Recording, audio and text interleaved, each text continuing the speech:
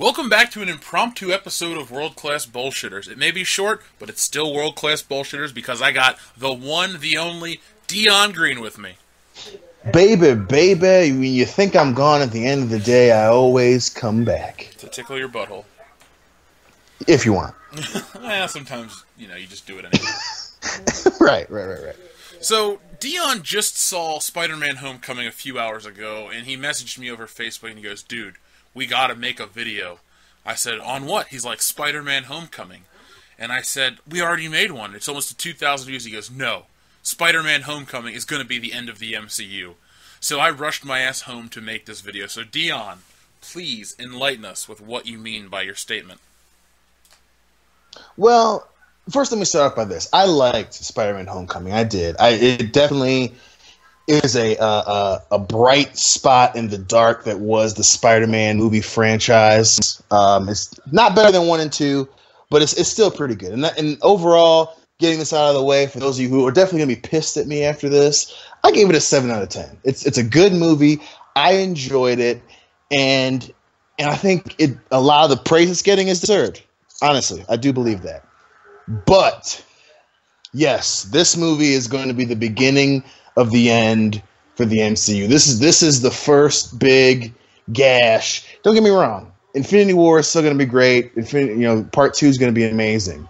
But after that, it's done. Because they're gonna keep making Spider-Man movies, and this is the film that's bleeding the MCU right now. Mostly, and again, we'll get into the minutia going on, but at this point, Spider-Man Homecoming proves that the Spider-Man syndrome is alive and well in terms of comic book movies, especially for anything Spider-Man related. It's still pretty bad. It's still pretty bad. So what didn't you like? Because during the review on Thursday night into Friday morning, my criticisms were the supporting cast. I didn't like them. I thought they were kind of just meh. I hated that Aunt May knows he's Spider-Man. And that was pretty much my only complaint. I wasn't over the moon like our friend Dave, who was on the commentary or the review, but I still enjoyed it. I'm with you though. Third best Spider-Man movie. But tell me some of the stuff you didn't like. Well, and I purposely actually didn't listen to the commentary. I wanted to do this video with you before listening to your guys' take. But I didn't want it to seem like I was feeding off of that, obviously, because I'm your lack, that bullshit. But the biggest thing, obviously, I think that to be said, the ending was funny, but yeah, Aunt May should not know that he's Spider-Man this early in the game at all. Anyone that makes the argument that that's okay, then they don't like Spider-Man 2, and I'm not saying that because of reaction. I honestly think that you don't like Spider-Man that much. If you think that that's okay for him to be so sloppy, that Aunt May knows now. Number one. Number two, supporting cast overall was definitely the hindrance of this movie. Tom Holland did a great job, but the biggest part that I could not get over for this film was Flash Thompson. I fucking hated Flash Thompson, and we thought about this before. And actually Hillary brought up a great point when we left the theater. You can't complain about whitewashing, and then when the opposite happens, you're like, okay, this is fine. We're okay with this. The fact that Flash Thompson is again, a minority, that's cool, but he is the antithesis of what Flash Thompson was in the comic books and in the show on any level, and that's including the Ultimate Universe. And you and I, most of all, fucking hate the Ultimate Universe. But even in the Ultimate Universe, he's not this fucking bully who's also in the fucking academic decathlon. What the fuck? Yeah, he's an idiot. That's ridiculous. Even throughout the movie, they specifically make him look stupid, but he's still on the fucking decathlon team. That's a bad story. So he's dumb. For Peter Parker, he's the alternate for the goddamn Peter Parker of the team. Come the fuck on. That's fucking bad storytelling. Not to mention, this fucking this ongoing thing. So Flash Thompson's the bully. He calls him Penis Peter, which I thought was a funny nickname. But he's a fucking DJ.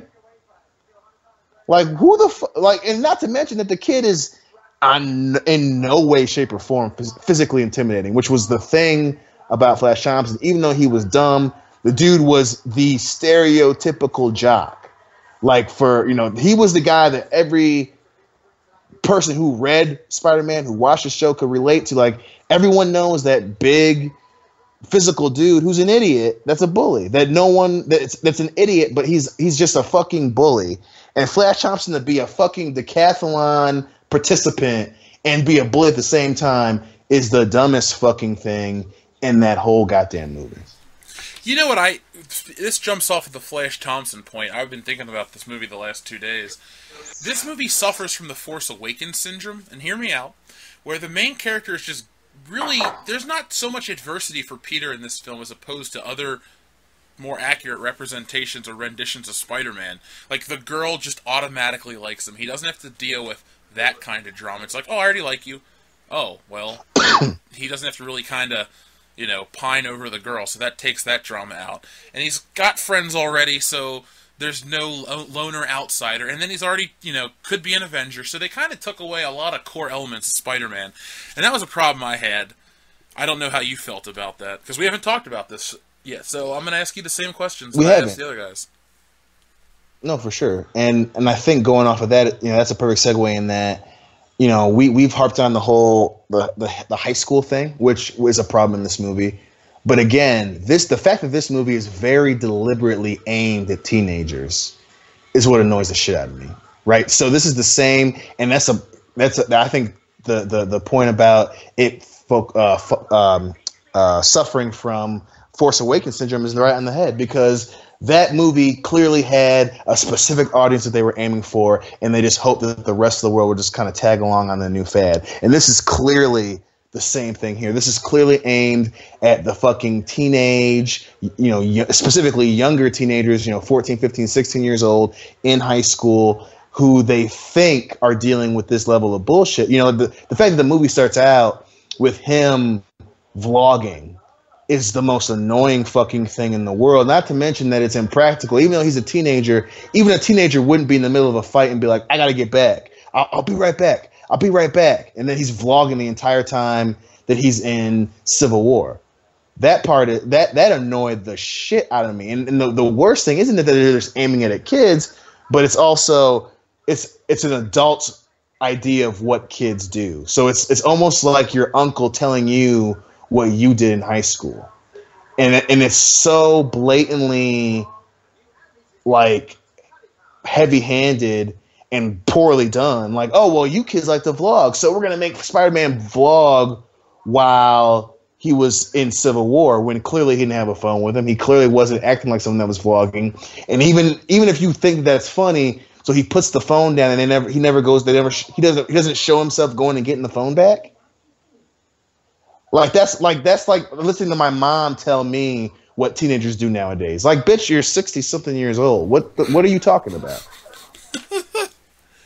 I do notice that they made him a lot more manic in the opening of this film, and they kind of toned it down, because Spider-Man is not Deadpool, and I think a lot of people have a lot of misconceptions about Spider-Man. So much, in fact, I'm actually going to make a misconceptions about Spider-Man video for this month, but I think a lot of people have an idea about what Spider-Man is like, but he's not like that. And if they were just sit down and watch anything, they would learn that he's not, jumping on the walls with hyperactivity issues. He's just a dude. He's actually really well adjusted and smart. He's not, even when he's a kid, he has a lot of responsibilities, hence he acts more adult-like. Maybe he has anger issues with Flash and starts fights and shit like that. But overall, he's not like going, oh my god, this is so cool!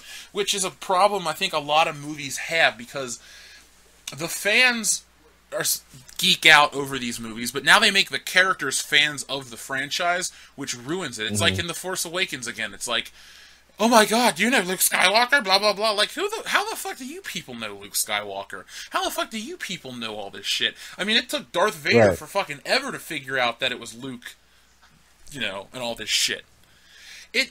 Right. Well, not only that, but it makes him seem so they kept doing that, but then at the same time trying to make him show the qualities that make him Spider-Man. So they're trying to make him really intentional. He'll be like, "Oh my god, this is so cool," and he's calling Happy a bunch, and they're showing him send all the text messages to Happy, but then at the same time they're like he's solving a case on his own. He's on his own. He's like, oh, this is some kind of power. Someone that smart isn't fucking trying to be a fanboy at the same goddamn time, which is what he never did in the goddamn comic books. Like he might have mentioned, or even in the cartoon, he might have mentioned something happening, but he was like, okay, New York is my city, not, oh, well, I got, I'm going to go off and be an Avenger. I might not even come back. That was the part that pissed me off the most was, oh, well, I might not even come back to this school. Yeah. Avengers Tower is moving upstate. That he's never done anything like that as a character in the comic books or the fucking cartoon. The only reason he ever wanted to join the Avengers of Fantastic Four is because he needed money. Like, flat out. He tried to join the Fantastic Four in issue 1 of Spider-Man. He finds out that they don't do anything for money. The money they get is put back into scientific research. So he just walks out. It's like, oh, bye. Yeah. And even and he even says before the only reason he first went to Fantastic Four because they're in New York. Like that's because it was convenient. It wasn't because he wanted to be part of another team. He was like, he became Spider-Man because this is my city, this is my town. That's why him and Daredevil become so close friends, especially early in the 60s, because they're both like, this is my city. I'm here. I'm not gonna go off to another fucking planet. This is my place. That's integral to the fucking character. And for him to be like a fucking fanboy is so fucking annoying. It's like, I get it. You've already established a universe. You don't have to keep reminding us that he's in the same universe. They did a good job establishing the universe in the very beginning when they showed literally the day after the Avengers took place. Yes. But they fucked up the timeline. Did you notice that? I did. Because the Marvel timeline in the movies strictly follows the real-life timeline of our world. So those movies. They said 8 years later, yeah. Yeah, it's supposed to be 5 years. Yep. So they're saying it's 2020 in Homecoming instead of 2017. Yeah, because Civil War set that up properly. It's like, well, it's 2016. 4 years ago, this happened. Blah blah blah. They're on the real timeline. Spider-Man fucked it up. So Spider-Man takes place in the future, but it all is pre-Infinity War. So is all of a sudden Infinity War going to jump 3 years into the future? Well, not only that, but they further fuck it up when when Spider-Man decides that he's not going to go ahead and join the Avengers, and Hank goes, well, she goes, that's the ring that you've had in your pocket for 8 years. So they're saying that 8 years ago when he became Iron Man was the same time that Vulture was running the technology off of the fucking salvage crews. Yeah, that's just, there are problems with this movie. I know a lot of people are on the the hype wagon, and that's fine. This is one of those few times where I'm like, look, I get why everyone's excited. I like the movie, and there's nothing wrong with it. It's not like The Force Awakens where there's a lot of problems and people just refuse to acknowledge them because they're blinded by nostalgia or hype or their kids like the movie or something shitty like that. Like, I can understand why people are pumped for this movie, but it really isn't perfect, There are a lot of problems. I mean, every movie has problems with the exception of Back to the Future, or, I guess, Die Hard, or Beverly Hills Cop, Lethal Weapons 1 through 4. Those movies don't have problems, but this movie does, and this is what we're here to talk about tonight. The one thing, when you brought up the end of the movie, I was so nervous that he was going to accept that new ugly-ass costume. I hated that suit.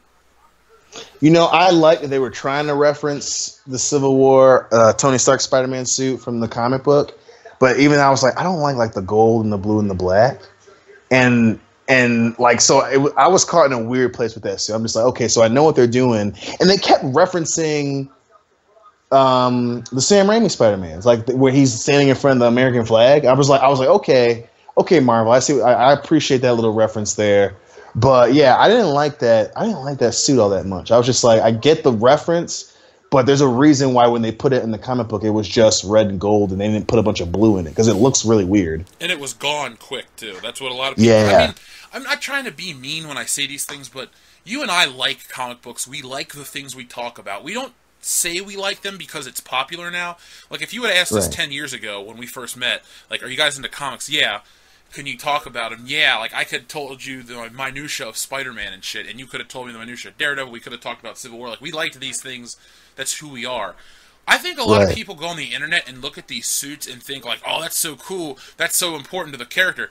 It's really not. Spider-Man has two important suits, the original and the black one. Other than that, The other ones come and go within 5 issues. They're gone because they're not cool. Like, even the big spider armor that people liked in the 90s got destroyed in the first appearance, but they still kept making merchandise, and it's referenced in other things, so people go back and see it and go, oh, this had to be important because it's on an episode of a cartoon, but in reality it's not. That's the kind of shit I think the Iron Spider suit represents, and I think that's a problem that modern fandom represents, because they're not really fans of it. They're only into it because it's popular at the moment, so Marvel tries to appease the biggest audience, which is fine, but they do it at the service of the character. Not that it's like, oh, you owe the long-term fans everything, but you're hurting the character, and that's where you... Like, I wasn't over the moon about this AI in his suit. I accepted it in the movie, but I like Spider-Man literally is a guy in a fucking spandex suit with a little bit of technology he developed, and that's it. And the spider sense. Not only fucking that, but I fucking hated the fact that Tony Stark gave him the suit back at the end of the movie. I hated that. So you have him go back and say, okay, I don't want to be an Avenger, and he just gives him the suit anyway. I hate that he didn't make his own spider suit. That was the thing, one of the things that pissed me off. That's probably the second thing that pissed me off the most, outside of Flash Thompson being a goddamn fucking Hindu cuck the whole movie, was the fact that he didn't make the fucking spider suit. Like, that was what's so great about the character. That's what's so great about the fucking Sam Raimi movies, was that he specifically is in a sweatsuit, and then he makes his own suit, and he does it on his own. There's no suit AI. There's not him talking to the fucking interior suit. And I hate this fucking force-fed comparison to Iron Man. Like, Iron Man, I love Iron Man. He's one of the better characters in the MCU because he's flawed. He's his own dude. Don't fucking attach Spider-Man to that when he's the strongest. He's supposed to be the strongest fucking character in Marvel. That's why he's the fucking tip of the spear. That's why he's the front of the goddamn comic, or the fucking roster poster. To make him fucking not make his own suit, God, that fucking pissed me off. I think it was again to appease that audience problem that I'm talking about. Because look, not everyone, but I hear the complaints I hear about the first Spider-Man movie is he doesn't have mechanical web shooters. Who gives a fuck? If he can stick to a wall, why can't he produce webbing? I don't care, honestly. What I care about is the external appearance of the costume, and no classic representation are his web shooters on the outside of his suit. That bothers me. I'm cool with the Homecoming suit almost fully. I mean, they need to take those black accents off the arms and put the web shooters under the gloves, and then I'm sold. I'm happy with the suit. It would be my, I guess, third favorite one. I don't know. But my point is, if I'm even making a point, they are just, with the Iron Man thing and everything else, they're just appeasing that audience to, like, say, like, well, where did he get the suit? How did he get it? He's poor. He made it over the summer? I don't know what he's doing for money. But again, that's the point. That's why that's what separates him from the rest of them, right? Like, they all have something to do with their suits, right? But he's a fucking poor kid who fucking was in college, who was trying to balance his own life, and that was his identity. He made the suit himself because of the shit that happened with his uncle. Like, that's a huge part of the fucking character, and to just make it be like, oh, well, him and May, he has this young hot aunt, and Tony gives him the fucking suit and takes it away and then gives it back again. Like, that's fucking... I hate that. Not only does it do with the service of the character, but going forward, there's nothing really to ground him now. So now, he turned the Avengers down. That's okay, so that's fine. That's not going to happen again. That's not something that's going to make me interested in him going forward. So now he just has the suit. So now you know that he just can go get it fixed so there's no real hindrance on him if his suit gets fucked up. And then on top of that shit, so now Aunt May knows. So there's not going to be as much emphasis on him trying to protect his identity because his aunt knows now. So what else is there for me to give a shit about Peter Parker instead of just Spider-Man? So now there's no point in you showing fucking Peter Parker as Spider-Man now. Just show Spider-Man, because you've taken all the things away from him that make him important outside of wearing the fucking suit. I agree with that 100%. I had a bunch of problems with the fact that Aunt May knew, because the one thing that was a thread between all the old books up until maybe 2003 is his secret identity. Mary Jane knew, and the Green Goblin knew back in the classic run of the first, 434 issues or some shit like that. Like, those were the only two people that really knew. Oh, and Captain Stacy, but Captain Stacy never blew up a spot. It was like, on his deathbed, he's like, take care of Gwen, Peter, and he's like, oh my god, he knew my name, and then the guy dies, and that's like a little bit of drama here and there. But before, it's like, hey, Peter's a flake. Why is he such a piece of shit? Well, now everyone knows he's Spider-Man. They're like, oh, well, he's Spider-Man, so who can get mad at him? It's like, it takes away that element of drama. It's like, oh, man, with Mary Jane in the second movie, it's like, I want to be together. Then let's be together. But I can't. I have this thing. What is this thing? I can't tell you. And then at the end of the movie, it's like, oh, wow, that's a big payoff. There's no payoff. Well, Aunt May walks through and goes, what the fuck? And that's it. Well, not only that, they're not going to make that the fucking... So after Infinity War and they do another Spider-Man movie, they're not going to make that a fucking point because it's going to be 2 years after fucking the first one, and it's going to be based on the way that they handle the rest of the shit in this movie. A quick, oh well, you can't do it anymore. Well, yeah, can I have to? Just be careful, bullshit. Instead of the thing that I love the most, the best example of why this is important. Go back and read what the series where fucking Kingpin puts a hit on him and Aunt May gets shot. Oh, the end of Civil War. Thank you. The end of Civil War. That's the reason why he fucking kept his goddamn identity secret. So now that the most important person to him that we know of in this movie knows, he's not gonna fucking care as much, and that takes away a huge part of Spider-Man.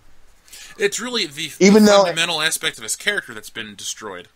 Yeah, and it's so fucking and again, and I understand. So for those of you who are going to say, oh well, they got to make it their own. It's a movie; it doesn't have to be 100% of the reason. You know what? I agree with that. But they did the exact same thing with the other Spider-Man. They did the same thing with fucking Spider-Man 3. They did the same thing with Amazing Spider-Man, and those movies fucking put a stop to the franchise. So they're going to do the exact same thing here and just expect a different result. So it's okay. It's okay to do it now, but it wasn't okay to do it, 4 or 5 years ago. Give me a fucking break with that bullshit. I think it's because it's Marvel. Everyone's going to forgive no matter what they do. It's like, oh my god, he's in the MCU. Well, that doesn't make up for certain things you guys fucked up. And that's why it's going to be the fucking death of the franchise of the MCU, because this movie is going to be successful overall, and it's a good movie. Overall, people are going to look past that shit, right? Because a lot of movies make mistakes, blah blah blah blah blah. This is going to be the new standard bearer now, so they're going to know, especially if they do somehow make a deal with 20th Century Fox and get Fantastic Four and get X-Men to make a movie. They're going to be like, okay, we were able to do it with Spider-Man. This is going to work. And they're going to make more movies with the same level of make it for the kids, change the important parts of the characters themselves, don't have any regard for the source material, and the same fucking thing is going to happen that happened for the Amazing Spider-Man movies. Well, I don't think we're going to go that far, because with Marvel in charge, we'll always have a certain level of like, hey, rein it in, because there's always one voice, Kevin Feige. Sony, that's the biggest surprise of this movie for me. The marketing compared to the actual film, it's not even similar. That the movie you saw in the trailer is not the movie you see in theaters. The music is very traditional. They didn't make it too millennial based. It was like, hey, these are kids in high school. They didn't talk like a bunch of douchebag kids. They didn't try to throw cool slang. No one was fucking around with a fidget spinner or whatever the last year equivalent was. It felt good. It felt connected to the Marvel Universe, and it was a different tier of the Marvel Universe. But I guess as a Spider-Man fan, there are things that still irk me that they refuse to do. It's not that they wouldn't do those things. It's like, hey, we got to do this. It's like, look, the story of Spider-Man was told perfectly in the first two movies. Like I always say, if you have to watch one Spider-Man movie, just watch the first one because it tells you the entire story. And if you have to watch the second one, watch number 2 because it's a better movie. This could set up for the best Spider-Man movie, maybe. I'm not going to say... Okay, I got to see the second one in this franchise to say it's going to set up for something amazing, but at least it sets it up with hope for me. Like, for me, I don't think this is going to be the end of the MCU. What I think is going to happen is we're going to get we're going to actually revert back to where we were 15 years ago, where Spider-Man's going to become the big franchise and everything else is going to become second-rate, because the Marvel Cinematic Universe has an expiration date. We're nearing that expiration date. I know people are thinking, oh, we're going to now go into space and do all these crazy things. No, what's going to happen, and I'm pretty good at predicting this shit, is we're going to go full blast through Infinity War Part 1 and 2. And everyone's going to like it, or everyone's going to go see it. And then you're going to kill off some characters, and they're going to start to introduce third-rate characters like Captain Marvel and other, maybe even a Squirrel Girl, or just something stupid. And you're basically going to have an MCU full of shit characters, and then Spider-Man. So and that is that's going to kill it. Not only that, but the biggest reason why I think this is going to be the end of the MCU is he's only a sophomore. So since they put so much emphasis on Homecoming, it's the title of the fucking movie, and that shitty fucking reveal of MJ at the end of the movie. Don't talk about that to me. That's the fucking nail again, because that's another example of them. Well, we're going to do the same shit we did in the previous Spider-Man movies. So he's a sophomore. That means that they're going to do this until he's out of high school. That's at least the sequel. So the sequel is going to be about the same story, him juggling being Spider-Man without the Avengers' real help and him trying to graduate high school. It's going to be the exact same. And I call this, when I said that Suicide Squad was the last fucking shot for the DCEU, it's going to be the same fucking thing, only... well, now he's got to graduate, and then he's going to be facing, fucking Kraven. They're going to ruin fucking Kraven or whoever the fuck they decide to make the villain, and it's going to be more aimed at fucking teenagers. Oh, that time of your life where you're trying to decide about college and graduating high school and all that shit? We're going to put that in the Spider-Man movie. And it's going to fucking hurt even more because Infinity Wars are going to be done.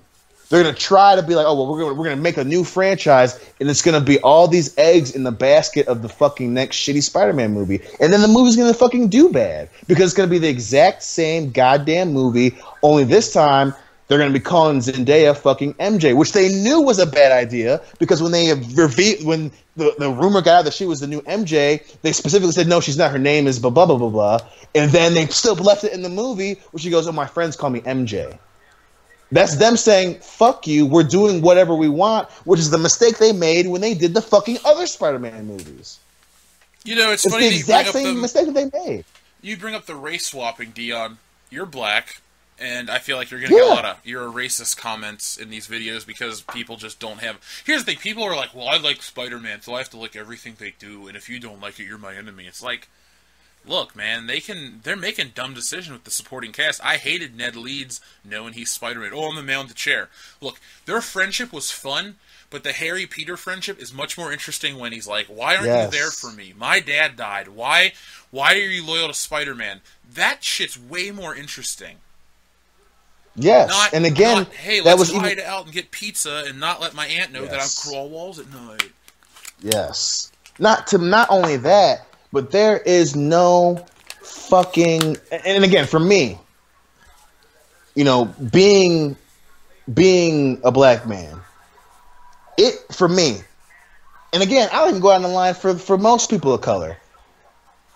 If that's the level of respect you want a character to stand on their own merits, not for them to change a character to say that they want your approval.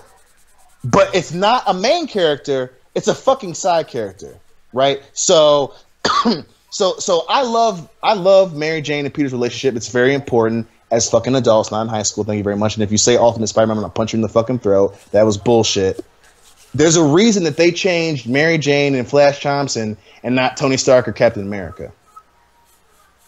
Period. If you believe that that's okay, you would have been okay with Tony Stark being a black dude or being an Indian dude and Captain America being a black dude. But you wouldn't have, because the first thing you would have said is, that's not the comic book character. And if you want a character of color, you should want an original character that can organically draw your interest, not someone that has a following because it's their name and now they're different to get a disingenuous money to go buy a ticket. That's not what I want. as a person, as a black man who reads comic books. You know, bring in a cool character. Don't fucking just change MJ because you know that people were pissed off about it, and you left it in the movie at the end of the movie as the final, hey, fuck you, we're doing our own thing now. Which is the exact mistake you made in Spider-Man 3, where you just fucking randomly brought in Gwen Stacy without establishing their prior relationship and her death affecting fucking Peter Parker. And it's the exact same reason why Amazing Spider-Man sucked, because, we're just going to put him in fucking high school, even though their relationship blossomed when he was a fucking adult. Yeah, they didn't even meet each other till college. Same with Mary Jane. Thank you. Exactly. They also ruined the Betty Brant dynamic by putting her in high school. She's the girl on the TV news channel. Yes. Like, all they did is take random kids in the movie and give them recognizable Spider-Man names. It's like, well, I guess we're never going to see the Daily Bugle now because Betty Brant can't be there and all this other shit. There'll never be the relationship of, Peter and the older woman and Aunt May having to step in. Like, it takes away things for these other characters to do. It's like, well, Spider-Man can do all the things, and that's great. But what makes him interesting is the supporting cast is pretty damn interesting themselves. They've actually had books dedicated to the sideline or the side characters. There's been the Agent Venom book. There's been Frontline, which was Ben Urich's title, where he's basically a reporter for the Bugle, investigating things. But you guys at Sony and Marvel have taken away those things because whatever boxes you're trying to check, whatever corporate overlords you're trying to appease with, well, we have to have this person here and this, and this is a name, and the fans are going to get excited. No, the fans like us are just like, well, come on, man. That girl could have been called Rachel Jackson, the little white girl that was on the news. Like, who gave a fuck? She was unimportant to the movie, but you ruined it by naming her Betty Brant. This kid that was Peter's friend could have been called, like, Johnny 5. I don't give a fuck. Short Circuit reference. Not Ned Leeds, because Ned Leeds and Betty Brant get married, and Ned Leeds gets killed. And that adds another dimension to the story because Peter and Betty Brant had a relationship, and then she leaves him for Ned. Peter's jealous. Ned dies. Peter's kind of like, what do I do? That kind of shit. But no, the human drama can never become a thing in these movies because it's all about the joke and selling you a toy. And I'm all for merchandise because I love me some toys, but like, you don't have to sacrifice a quality story. Like, Spider-Man 2 had more toys than Spider-Man Homecoming, but Spider-Man Homecoming is so kid-friendly and accessible. But what about the old Sam Raimi ones weren't accessible for kids? I was, 13 when the first one came out, 15 when the second one came out. I wasn't a legal adult. I was, a teen. Right. I was hooked by those movies. I didn't need it to speak down to me and have, back then spinning rims and Eminem playing in the background. No. You fucking gave me an awesome story that brought me into your world, and you told me a grandiose story of good versus evil, the dilemmas of being a hero, all those things. Those are gone. It's like everything's so simple nowadays to a point where it's offensive to like even think about how stupid it is. Does that make sense? Well, it makes perfect sense. It does. I agree. Oh my god, I fucking agree with you. But even to take it a step further, people going back and saying that it's not accessible to kids, and we said this multiple times on this show. Kids gravitate towards something when they think it is cool and above them. So when you make something specifically for a kid at a certain age, he's going to get older. He's going to outgrow it. His interests are going to change.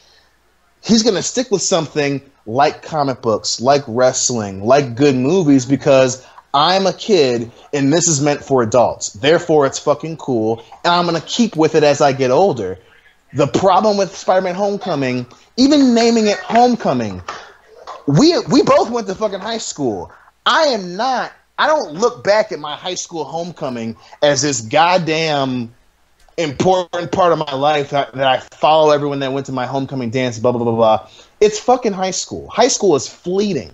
And to make a movie character based on that is ridiculous because, again, the people you're aiming this movie towards are going to lose fucking interest in it. And to base the story on that is a fucking problem.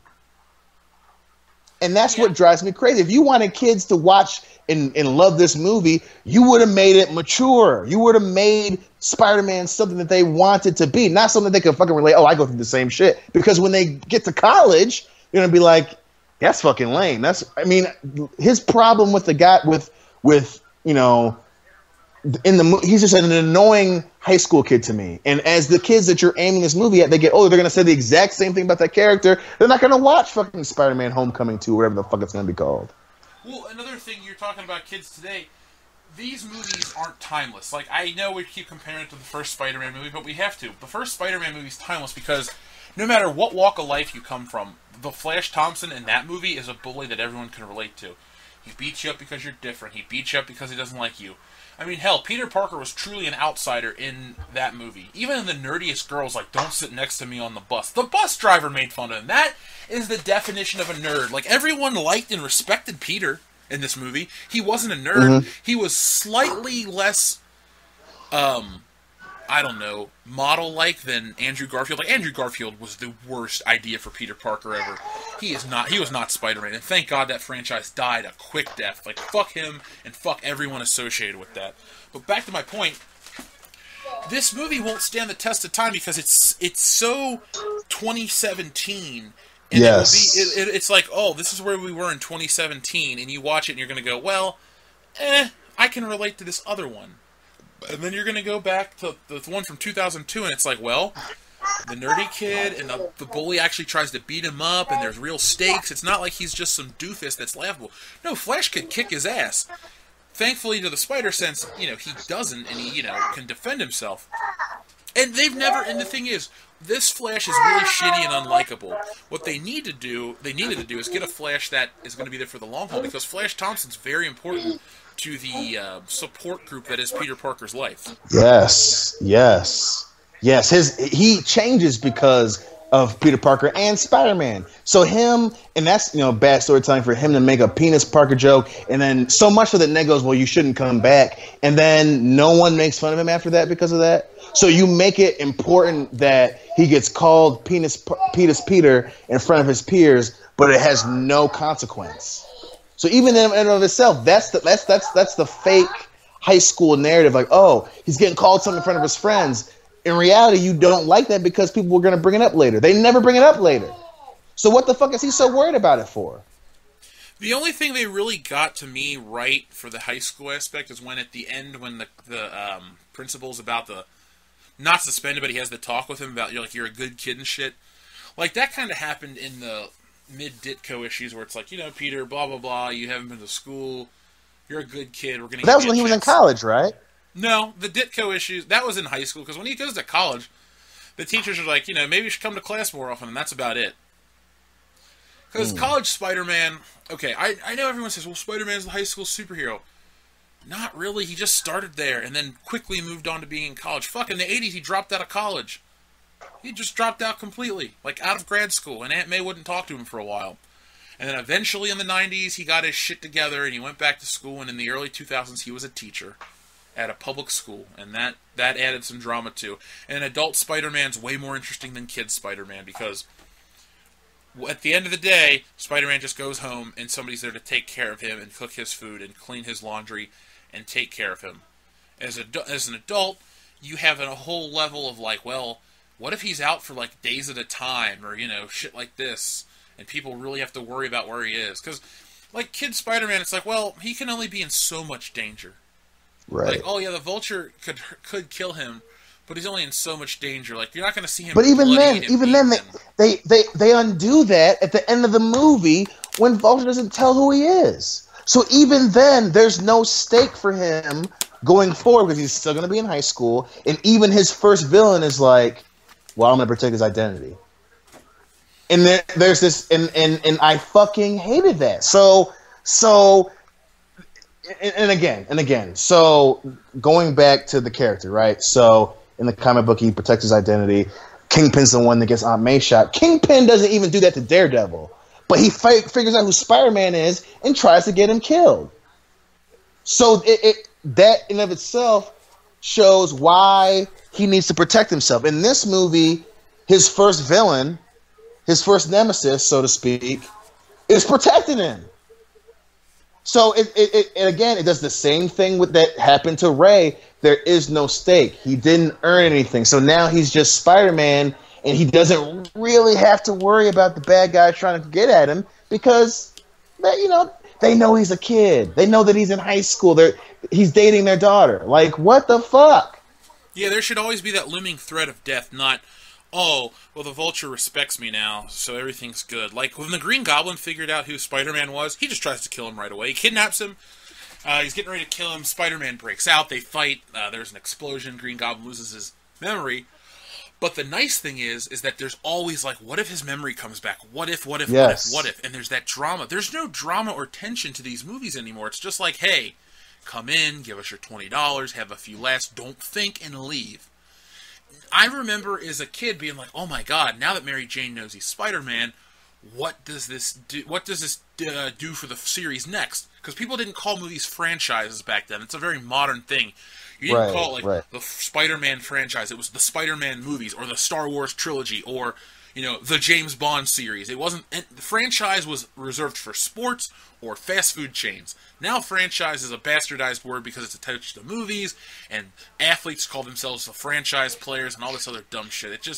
It's a different world we're living in, and it's really quick too. It's a quick change because we were, old enough to make a baby when these other movies came out. It wasn't like we were, small children. But I digress. But that's the thing that drives me. That's the thing that drives me crazy too. So the references they make are for us, but the movie of itself is made for fucking kids today. Like you said, it's very 2017. Like I said, him in front of the goddamn American flag was a reference to the goddamn Sam Raimi movie for us. The fact that she calls herself MJ at the rest of the movie, even though her name's fucking Michelle, was for comic book fans. The fact that they referenced the goddamn suit from Civil War is for people who read the fucking comic book. So you keep making these references. You clearly want us to watch the movie, but you keep doing things that not only hurt the character, but prove that this is going to be the fucking end of the goddamn MCU because you can't decide if you want us to be on the movie or not. You're saying, okay, well, fuck you. We're doing our own thing. But at the same time, hey, here's a reference to the fucking older property. You like that, right? Okay, buy a ticket to the next one. It's like, no, motherfucker, that's what's going to kill the goddamn MCU. I really honestly think it's just going to be fatigue and it just dies out. Not like tomorrow, but honestly, Infinity War will be it. Because we're not going to invest in a new breed of characters. People go, well, look at Guardians of the Galaxy. Yes, look at Guardians of the Galaxy. It came out during the big hype of the post-Avengers world. When the story of the Avengers is over, everyone's going to be like, well, that was cool, that was awesome. And then they're going to slowly move on to something else. Like, DC is a lost cause. Justice League could be the best movie ever made, but it comes out at the wrong time. DC's not going to come in, inject you in the heart with adrenaline, and be like, hey, we're back, superhero movies are bigger than ever. No. Superhero movies will never fully die off. But the point where they're the movie is slowly coming to an end. Like, we honestly have 3 years of this, till 2020, and then I say some new trend comes out where we start doing direct-to-home theatrical releases and people stop going to theaters. Something's going to happen where it's like, well, this was the last hurrah. This was the last kind of thing where we can charge $20 for a ticket. I mean, everyone's like, well, what about the international market? They make all their money there. Do they, though? Like, the shit that makes money in international markets is not popular in America. And they'll just make that kind of stuff because it's going to make money abroad. And people in America are going to go, well, I don't like that. So that's just going to kill off, And it's weird. No. I don't want these things to die, though. I don't either. But the fact that, again, they can't help themselves, right? Instead of, well, we'll make a good movie and the rest will roll in. And again, that's risky. You're trying to do things that you think will manipulate the mind of the moviegoer that, okay, well, we'll make him a vlogger in the beginning of the movie because, hey, vlogging's a big thing, right? Yeah, kids vlog now. So they'll relate to that because they're going to go and film themselves at the movie theater. And then it's going to be, oh, yeah, no, homecoming dance, right? That's a stressful time. Imagine if you went to homecoming dance and then you couldn't go because you're a superhero, right, kids? Like that mentality, and it's going to continue because he's only a sophomore. And at the same time, that's a great point about movie fatigue. It's not just superhero fatigue. Big budget shit is wearing people out. Fucking Transformers is not doing well, especially critically, because it's another lights, camera, flashing movie with no fucking substance. James Cameron's going to try to make the next Avatar movie, which nobody wants, and that's gonna be made with a bunch of money, and it's gonna be the same thing. Come and watch our movie because it's Avatar. It's not a good story, but it's Avatar, and Spider-Man's gonna try to come out at that time around the same because 2020 will probably be when they think about the movie, and they're gonna try to roll out those Avatar movies around 2019, 2020, and people are gonna be tired of these big budget, low quality fucking movies, and especially now that we know. Who knows by the time what people think about Spider-Man by 2020? But I can promise you, it's not going to be like, oh, I'm going to go watch the next one. Well, I think when you're talking about the vlogging thing, it made me realize how narcissistic that generation is. Right. But I think that narcissism dies off relatively quickly, and the things he does will become embarrassment. It's like Frosted Tips in the early 2000s. Everybody thought they were fucking cool. Now you look back and you remember the shiny silver jackets and the big fucking shoes and all that. Like, people don't dress like that. People look back and go, ooh, to us, that's as embarrassing as bell-bottoms and parachute pants and polyester leisure suits. Like, those are things that people just don't do. And vlogging is a 2017 polyester leisure suit that eventually people are going to go back like, who the fuck cared about what you ate that day? It doesn't fucking matter. Right. It's just narcissism, and it's a thing that's over. And not only that, I think the best example is the Twilight movies. Like, it was a big deal when it came out, but even now, that was 5 years ago. Even people who were fans of the series look back at that and they're just like, ugh, because Hunger Games now. That was 3 years ago, and they look back, they're just like, ugh, that's not attractive. And so now that you're making Spider-Man based on that same mentality, there's no way that people are going to want to go back for the second one. No fucking way, because they're going to look back at the same way and be like, fucking high school? I don't want to be reminded of my high school years. Fuck that. Well, you talked about a homecoming dance. Like, from somebody like me, I went to a private all-boys school. We didn't have homecoming. We had a football game, and I played on the football team. So I played a football game, and that was homecoming. There was no dance. High school stuff never resonates with me because I didn't have that experience in high school. High school, like you said, was a blip, and then I went off to college where you and I lived essentially like a very... Like, Animal House is something we could relate to because we've done dumb shit like in those movies. Maybe we never had a toga party, but there was all the drinking and the sex and all that crazy shit. Like, we experienced that, and that's why you and I are like, well, this shit isn't too far from what actually does happen, at least in our experience. Right. High school, like... For me, a high school Friday night was, I got out of school at 2:30, I went home for an hour, and then I went to work until 11 o'clock at night. And then I came home, I worked again on Saturday, and then I slept it, and then I got off in the afternoon, I went out to a movie with some friends, and then I slept in on Sunday and played video games. Like, and like the high school cliques, and no one was really driving a fancy car that their parents let them borrow. Because I went to a school where people had a lot of money, like Peter's school is supposed to be this like elite like college prep school, which is cool, but I went to one of those in real life, and it's not like that. I guess it's because I didn't go to public not only school, that. That's why.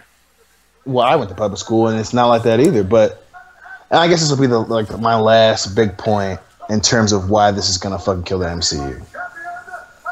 When you're a kid, you're that age, so the age that they're aiming this movie at. What resonates with you more is always going to be, I could do that when I get older. That is always going to be a lot heavier than, well, that would be like what I would be like. That would be like if I had that now as a high schooler. There's no way in fucking hell that I in high school was like, man, yeah, that's what I would do in high school. No, because in high school you're like, hey, when I get out of here, I'll have my own time, my own responsibilities, blah, blah, blah, blah. And you think that, it would be cool to be an adult and be a superhero. Way fucking cooler than to be a kid and to be a superhero. Yeah, I don't look at this Spider-Man and go... Actually, I don't look at any Spider-Man, because Spider-Man... That's the thing about him. He's supposed to have a shittier life than you. No matter who you are or where you come from in your life, you crack open a Spider-Man comic and his life is shittier. So it's a nice escape for that. But I'm with you, man. Like, I never looked to, like, hey, I want to be a kid in high school. No, I want to be Tony Stark, a rich billionaire who fucks around all day and gets drunk and goes to different countries. And, because I have money, I don't have real responsibilities. That's the kind of life I'd like, not, hey, My parents are dead. I don't know them. My aunt raises me. My uncle's dead because I'm a fuck. Like, Right.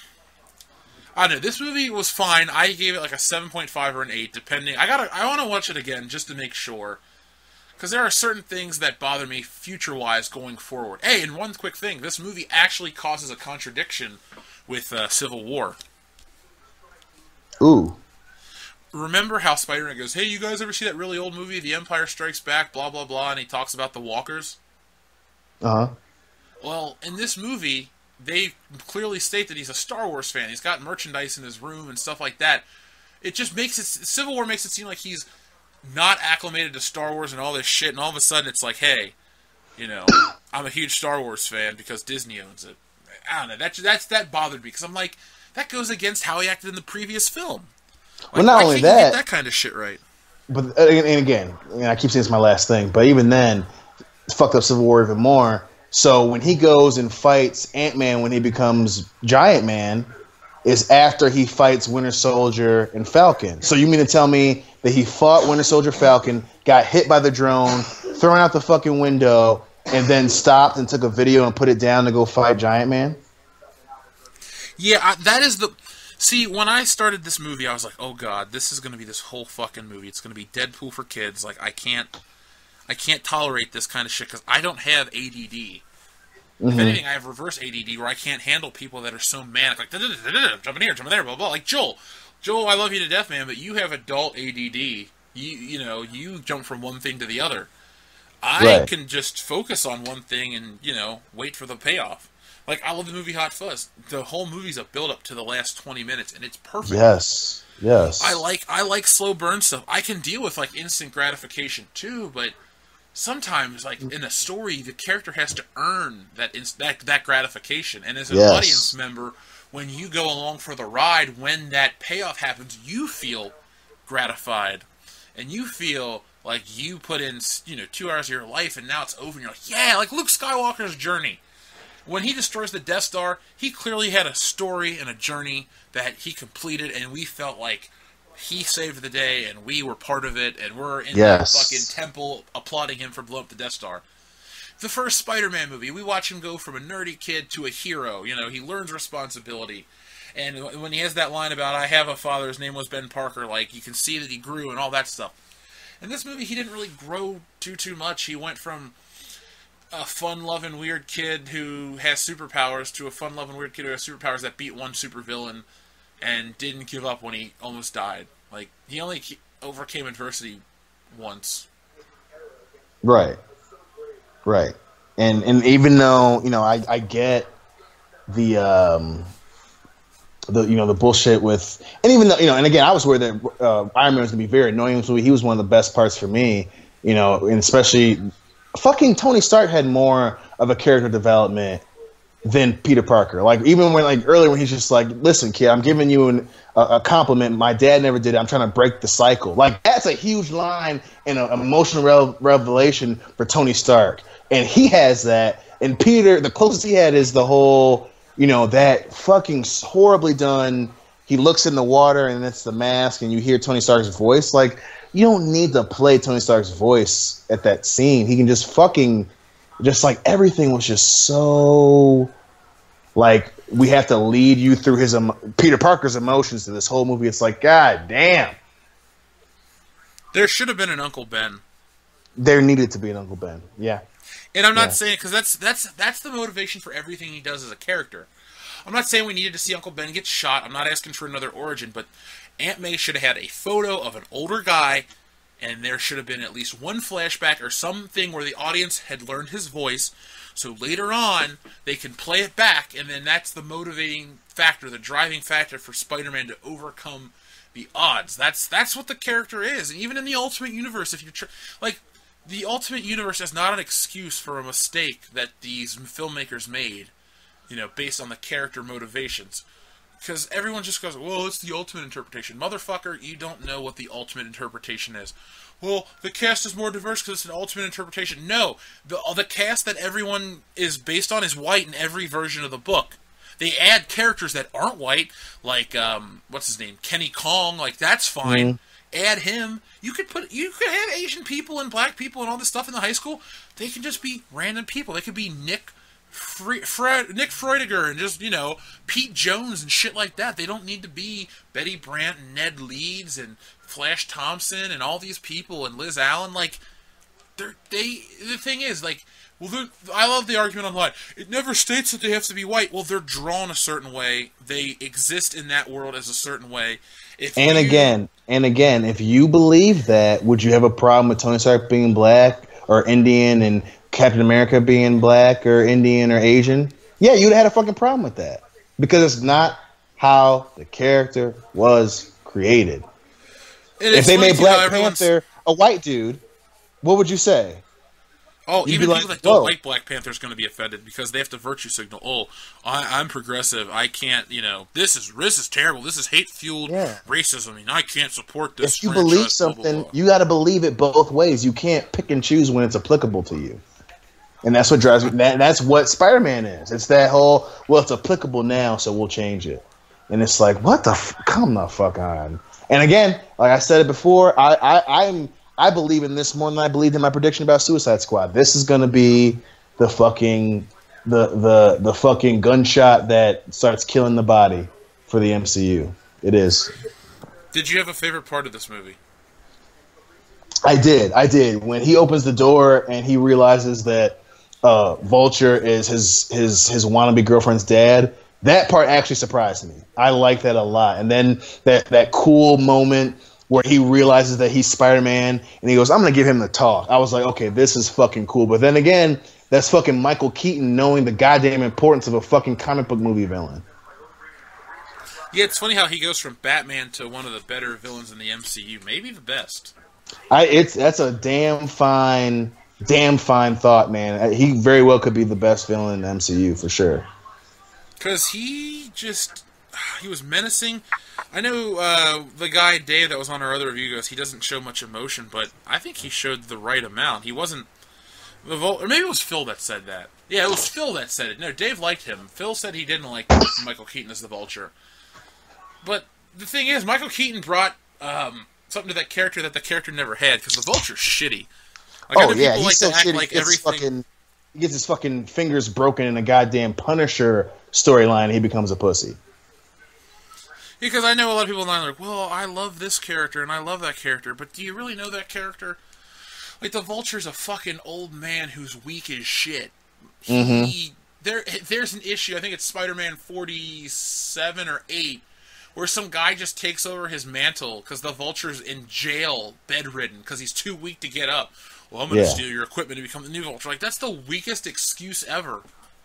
But... They were able to take a shitty character like the Vulture and make him cool to a point where I'm like, hey, they did a good job. I want the Vulture to come back one day. Because I said to Dan, it sucks that he's going to die in this movie, and then he didn't die, so yay me. I got what I wanted. You know what he is, man. He's Vulture. Thank you for keeping that joke alive. Fuck yeah. I will never let it die. So those were Dion's thoughts and my thoughts on, Dion thinks this is going to kill the MCU. I think just lack of interest by the end of it. Infinity War will be a nice closing chapter in the series, and then you're going to get, crap. I don't think Captain Marvel's not that interesting of a character. I know our audience knows about the SJW Scourge in Entertainment. Well, you know what? You should check out a channel called Diversity in Comics. And they talk about SJW Marvel and their push for Captain Marvel, who's not an interesting character. They're trying to make her this unattractive female with a shitty personality. Like, there's no reason for a reader of any, of either gender or any sexual preference to enjoy this character. It's not an interesting character. Modern Captain Marvel, shit. Maybe Captain Marvel from the 90s. Well, whenever she got, I guess it would have been the 90s, the 80s. Whenever Rogue took her powers and all that shit, that would have been interesting. That was the 80s for sure. That would have been interesting. Because that ain't gonna happen. Because you got fucking Fox that owns the X-Men. But, like, that's the only interesting thing the character's ever done. The character is a B-list at best. No, C-list at best. I'm about to say, she's definitely not a B-list because she fucking Literally, her first. Anyone that says that she was relevant before Civil War II isn't paying attention at all. And the thing is, she's not that popular. Like, her books only sell like 17,000 copies a month. Like, that's low.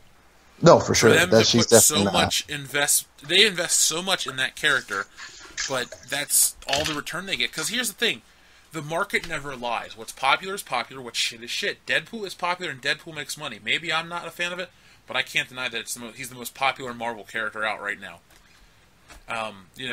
Iron Man. Iron Man's now popular. Iron Man was a C-list character in the 90s because you had Spider-Man and your X-Men, who were the A-list of A-list. Then lower tier was Hulk and some of the Avengers like Captain America, and then you had Daredevil in the 90s who was popular, and then Iron Man and Thor and those other guys were the C-list Marvel characters, no matter how important they were within the universe. In our world, the real world, they were not relevant. That's why their cartoons weren't either popular or existed. And we live in an era where every Marvel character can be big if they're done genuinely with a lot of heart and there's no agenda to push it.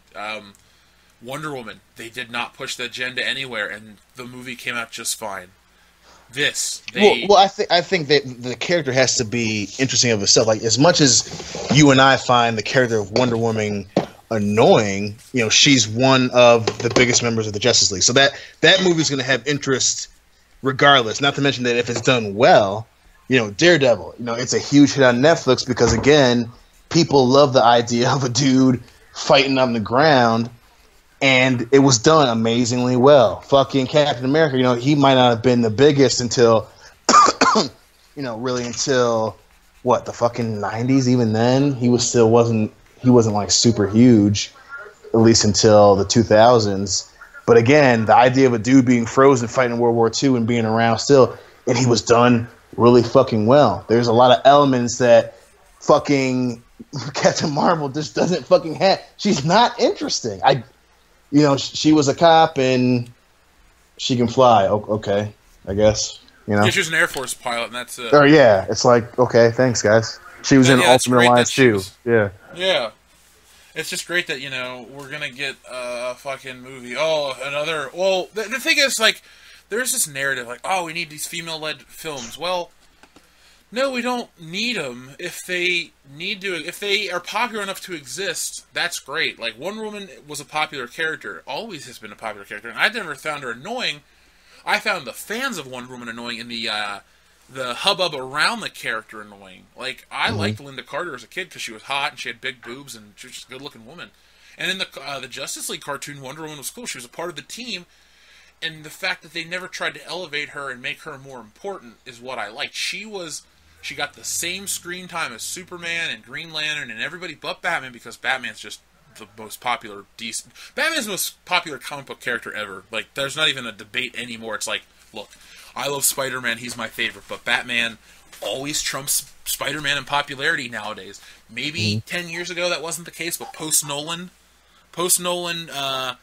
Batman and everything that has followed since, Batman will always be the main event.